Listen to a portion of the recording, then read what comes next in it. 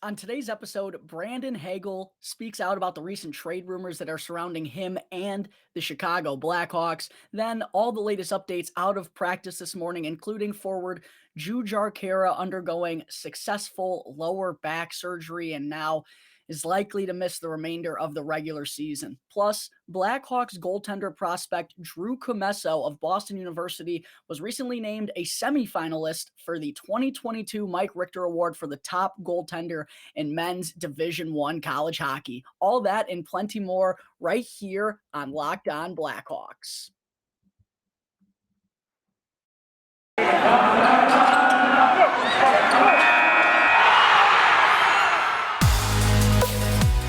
You're Locked On Blackhawks, your daily podcast on the Chicago Blackhawks. Part of the Locked On Podcast Network, your team every day.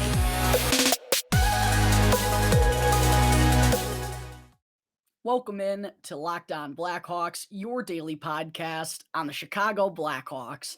Today is Wednesday, February 23rd. I'm your host, Jack Bushman. You can find me out on Twitter at JackBushman2, or you could also go and check out my Strictly Blackhawks account at Talkin' Hockey for all the latest Blackhawks news and updates. And if you like what you're listening to today, then please help me out real quick by first following the podcast. You could also go and leave me a review if you want to as well. It'll only take a quick couple of seconds. A quick click of the button will help me out tremendously. And best of all, it's 100% for free wherever you may be listening to your podcasts, whether that be through Apple Podcasts, Odyssey, Spotify, Google Podcasts, etc. It's all absolutely for free. And if you go and follow the show right now, then you'll be able to get the latest episode as soon as it comes out each day.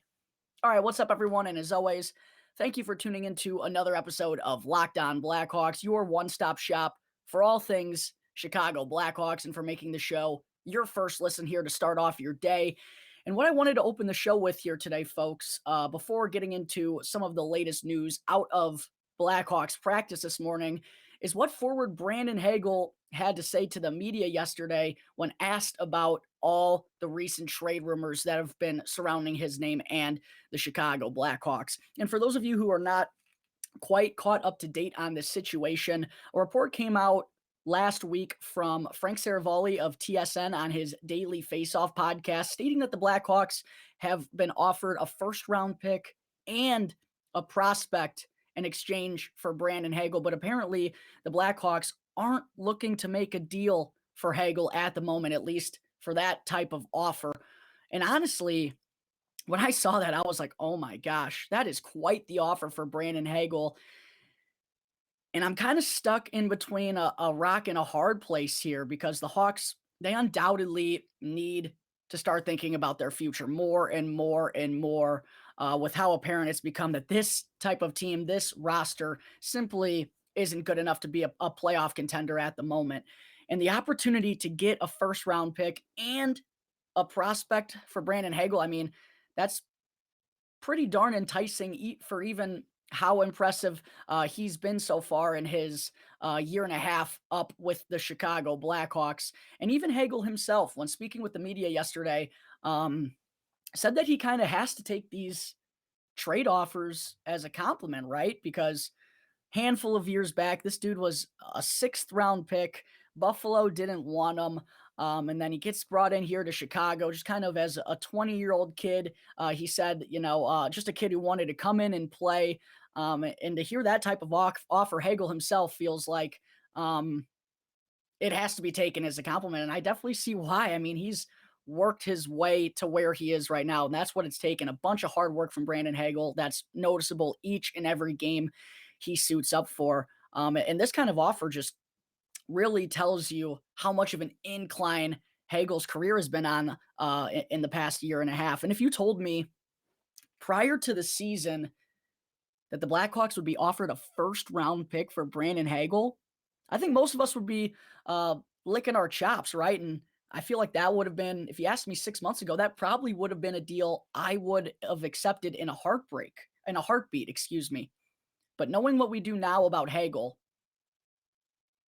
I think, knowing, as I talked about, the energy that he provides, the hard work's there on a nightly basis. He's basically the Energizer Bunny, brings his A game each time the Blackhawks play. And he's also finally starting to display that offensive skill set a little bit more and more and more as things go on. And one other thing to consider too, with Brandon Hagel's contract situation, I know there are a lot of people who, when they saw that deal, a first and a prospect offered for Brandon Hagel, they said they'd take it right then and there. And I get that. I get why the current state of this team, they need first round picks. Of course, they don't have a first round pick in this year's upcoming draft at the moment, thanks to the trade that Stan Bowman made with Seth Jones, for Seth Jones with Columbus. So the Blackhawks undoubtedly need a first round pick. But something to consider here is Brandon Hagel's contract, because he still has 2 more years after this one at just $1.5 million. Plus, once that deal expires, he's still going to be a restricted free agent without arbitration rights. So the Blackhawks have control of his future for the next 3 to 4 years, essentially. And there really isn't another young player in the organization other than Kirby Dach and Lucas Reichel who the Blackhawks have control over for that long that has this high of a ceiling that Brandon Hagel has shown us. So for that reason, personally, that's why I would be a little bit wary about trading Brandon Hagel at this point, because he's shown us ridiculous potential at such a young age. It looks like he could be a 2020 guy this season, maybe a 25 guy sometime down the road. So unless the Blackhawks are completely wowed by an offer, and to me, that would have to be a first round pick, a second round pick, and a prospect or better. That's the only way that I would be willing to trade Brandon Hagel right now. Because as I said, he's beyond affordable for the next 2 to 3 years. And he's really just kind of starting to scratch the surface of his overall game. We knew he was a hard worker. He's great on the back check, a responsible defender, but now we're starting to see more and more out of that offensive game. So for those reasons, I would be just very patient with the Brandon Hagel situation. And we know, I had a conversation with Charlie Roumeliotis here on the podcast. He said if there was one guy that was drawing a ton of interest on the Chicago Blackhawks, it was Brandon Hagel, other than Marc-Andre Fleury, obviously. But a lot of teams are interested in Brandon Hagel. There's a lot of suitors looking for him at the moment. And because his contract is so cheap for the next handful of seasons, if the Hawks are willing to trade him, which sounds like they may not be, I feel like they need to use that as leverage to get the absolute most out of a trade package. You gotta say, look, this kid's just scratching the surface. His deal is incredible, and he's still going to be an RFA once it expires. He can help you out right now, and he's going to help your cap situation in the future. The Blackhawks need to leverage that if they're willing to trade Brandon Hagel to get the absolute most in a package. That's the only way that I would be willing to trade Brandon Hagel at this point. But I thought it was also funny hearing Coach Derek King kind of talk about this situation yesterday as well, when he was asked about whether or not Kyle Davidson is shopping Brandon Hagel at this point. Kinger responded by saying he better not be, and that Hags has got to stay here. And while I do feel the same way as Kinger, I mean, who doesn't love Brandon Hagel in Chicago right now? The dude's on top of the world. And he's so affordable. But if the offer gets up to what I said a moment ago, a first, a second, and a prospect, obviously it does depend on what type of prospect that is, high, mid, low tier. That's going to make a difference as well. But if it gets to that, it would be really hard for me personally to say no. So should be interesting to see what's going to happen here with Brandon Hagel in the next month, especially after hearing Coach Derek King tell the media that Hagel better not be on the trade block as we approach the trade deadline, which is now officially less than a month away. All right, there are some thoughts on Brandon Hagel's recent trade rumors and his comments regarding the situation. Coming up in just a moment, I am going to get into all of the latest out of Blackhawks practice this morning, including forward Jujhar Khaira undergoing successful lower back surgery on Tuesday. But first, I need to talk to you all about Built Bar, which is a protein bar that tastes just like a candy bar. It's the new year, so that means New Year's resolutions. And if yours is about getting fit or even just eating healthier, then you need to make sure to include Built Bar in your plan, because right now you can get the best of both worlds with Built Bar, delicious and healthy. In so many flavors, you'll actually have a hard time choosing. Are you going to go with mint brownie or raspberry, double chocolate, or peanut butter brownie, cookies and cream, or coconut almond. Either way you choose, Built Bar is going to make it easier to stick to your resolution because they taste so good. You'll actually want to eat them, unlike some other protein bars, which can be chalky, dry, waxy, or even just taste like a chemical spill. And even if you're not a huge fan of working out, you can at least eat something that is good for you and also tastes good. That way, when you enjoy a delicious Built Bar, you can almost count it as a workout. And for a limited time offer, go to builtbar.com and use the promo code LOCKED15 to get 15% off your next order. That's builtbar.com with the promo code LOCKED15, one word locked in all caps, followed by the number 15 to get 15% off your next Built Bar order. All right, we're back here on the Locked On Blackhawks podcast, getting into segment 2 now on the show today. I also had to be sure to get into all the latest updates out of Blackhawks practice this morning. And first, I got to start by discussing Jujhar Khaira. Blackhawks announced earlier this morning that Khaira underwent successful lower back surgery yesterday and is now expected to miss the next 10 to 12 weeks, which likely puts an end to his season, unfortunately. And it's been a tough and kind of wacky last couple of weeks for Khaira because prior to the All-Star break, if you all remember correctly, he was actually on the ice for a couple of practice sessions and also even a morning skate with the Blackhawks. But apparently there was a hiccup somewhere along the way. The back was still causing some issues. We heard Kinger a few days ago say that Khaira was going after or getting a couple of other medical opinions on his injury. And now apparently surgery was the course of action that he wound up taking. And I feel so bad for Jujhar Khaira. It has been such a tough year for him, and it's another tough break. Of course, he suffered that concussion earlier on in the year where he was knocked unconscious following a bad hit by New York Rangers defenseman Jacob Trouba.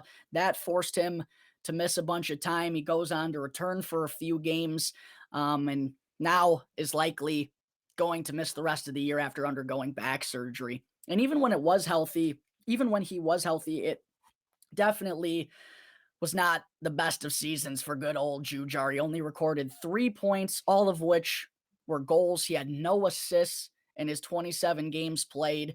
Not the offensive output. I mean, that's not his bread and butter, but I know he and the Blackhawks were hoping he could chip in for more than that.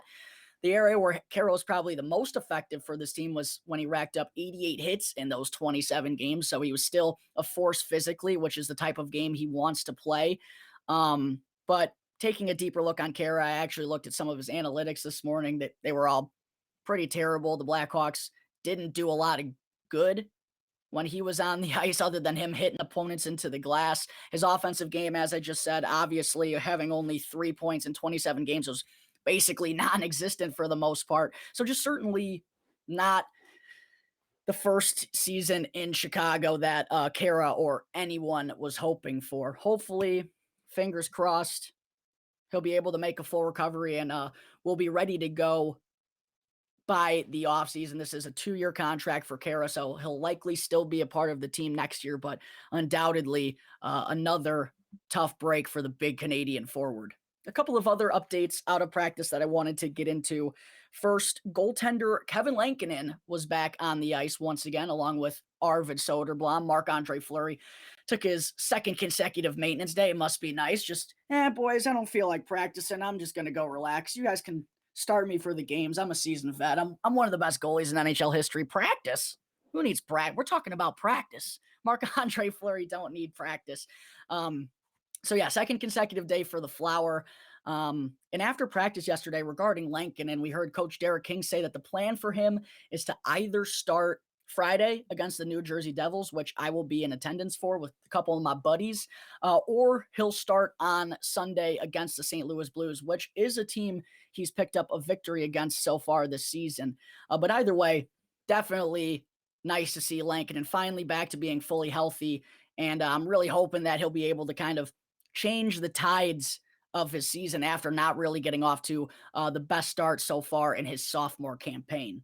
Also, Captain Jonathan Toews once again was spotted on the ice prior to practice. He was seen shooting the puck around, doing some stick handling drills. There's actually a funny video by John Dietz, who covers the Chicago Blackhawks. Go follow John. He's done a great job for a long time now. Also a big golf fan. I doubt John sees this, but John, I love your appreciation for the game of golf.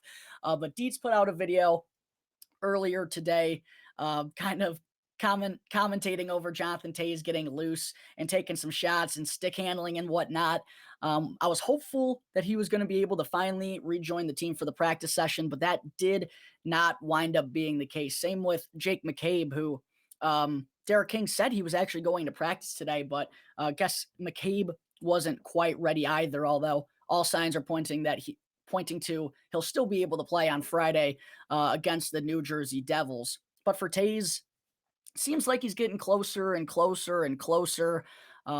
Hopefully he'll be able to actually clear concussion protocol sometime soon. And maybe, fingers crossed, knock on wood, maybe he'll be able to go in that game on Sunday against St. Louis. But of course, there's still no reason to be rushing Toews back at this point. But he does seem to be getting better. And then also, forward Tyler Johnson, baby, once again, was a full participant in practice here today, and he actually was seen on both the Blackhawks' top power play and penalty kill units during practice.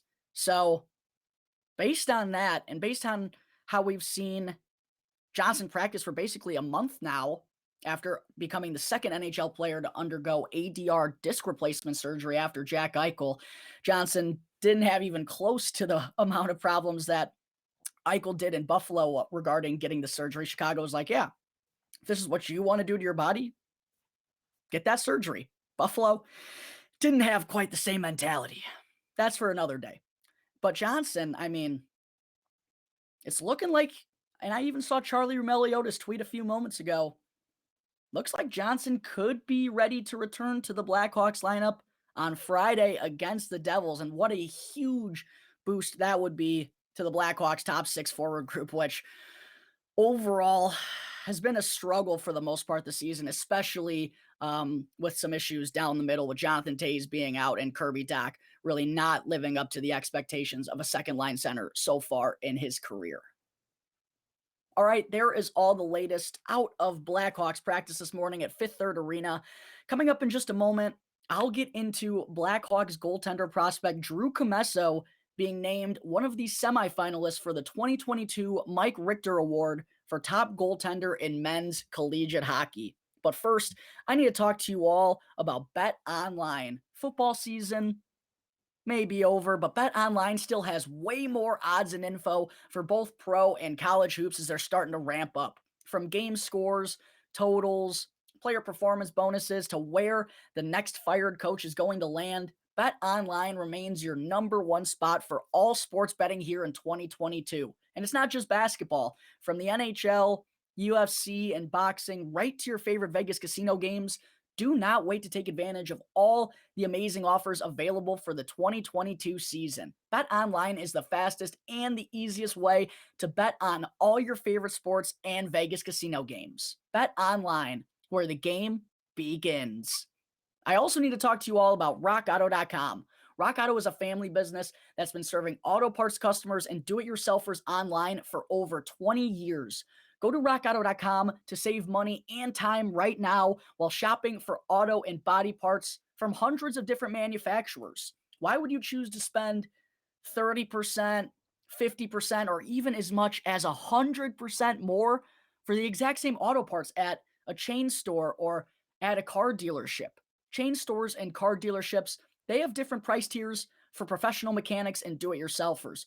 But RockAuto.com's prices are the same for everybody, and they're always reliably low. The RockAuto.com catalog is also remarkably unique and super easy to navigate. You can quickly see all the parts available for your vehicle, from motor oil to tail lamps and even carpet. And you can also choose the brands, specifications, and the prices that you prefer. Best of all, the prices at RockAuto.com are always reliably low and the same for professionals and do-it-yourselfers. So why spend up to twice as much for the same exact parts when you can go to rockauto.com right now and see all the parts that you will ever need for your car or truck for the best possible prices. All right, welcome back to Locked On Blackhawks. I'm your host, Jack Bushman. Before finishing things up on the show here today, I also wanted to be sure to mention that Blackhawks 2020 second round pick and Boston University goaltender Drew Commesso was recently named as one of the 11 semifinalists for the 2022 Mike Richter Award, which is given to the top goaltender in men's Division I college hockey. And for Drew Commesso, man, what a past few months it's been for this kid. Still just 19 years old. He actually became the youngest goaltender to suit up for Team USA in Olympic history.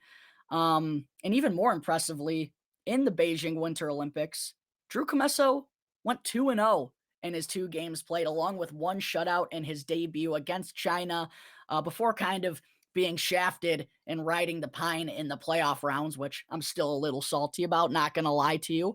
But since the start of December, Commesso has been insane. In his last 12 games, both for BU and for Team USA, Commesso is now 10-1-1, and he's only surrendered 19 goals in those 12 games. Barely over 1 per game. I mean, absolutely on a tear right now, and this should make all Blackhawks fans out there super excited about their future in net, because I've talked about this a few times. Everything I've seen, everything I've read, more importantly, what I've seen, because we're seeing some great experience out of Commesso in the past couple of months, everything tells me that Drew Commesso is going to be the number 1 netminder of the future here in Chicago. He's still got a couple years to go. I'm not trying to put too many expectations on him. Again, still only 19 years old. But based on everything he's been able to accomplish so far at this point, already one of the best goaltenders in all of college hockey, even as a sophomore. Plus, one thing I think that's really important for Commesso as well is all the experience that he's been getting at such a young age, right? Not only being the starter for BU, but he was with Team USA here at the Beijing Winter Olympics, was really their best goaltender for that tournament. He was also with Team USA last summer at the World Championships. He didn't get any game action. He was only there as an injury replacement, but still undoubtedly a great experience for Commesso. And then he was also part of Team USA for the World Juniors tournament back in December, which unfortunately got canceled due to COVID-19, but will be taking place in August. And you can probably expect Commesso to be part of that team once again as well. So based on how well he's performing at such a young age and all the incredible experience he's getting at just 19, again, all signs are just pointing to Commesso being the future in net for the Chicago Blackhawks. And it's pretty cool to see that he has another chance to take home a major accolade here by being one of the 11 semifinalists for the 2022 Mike Richter Award. And interestingly enough, one thing I noticed when kind of doing some research on the Mike Richter Award, Rockford Ice Hogs goaltender Cale Morris won this back in 2018 as a member of when he was with Notre Dame. So if Commesso were to win, he'd be the second Blackhawks netminder in the last 4 years to win the award. I'm not sure if Commesso is going to take that home, but I mean, if he continues on the tear that he's been on for the past couple of months, he's certainly putting himself right there in the middle of the conversation. So another big congratulations to Drew for being named one of the semifinalists for the Mike Richter Award. And it's just another reason for Blackhawks fans to be excited about their former second round pick going forward. All right, folks, I think that is going to wrap up Wednesday, February 23rd's episode of Locked On Blackhawks. Thank you again for tuning into the show, and be sure to go and follow Locked On Blackhawks for free right now, wherever you get your podcasts, and you'll be able to get the latest episode as soon as it comes out each day.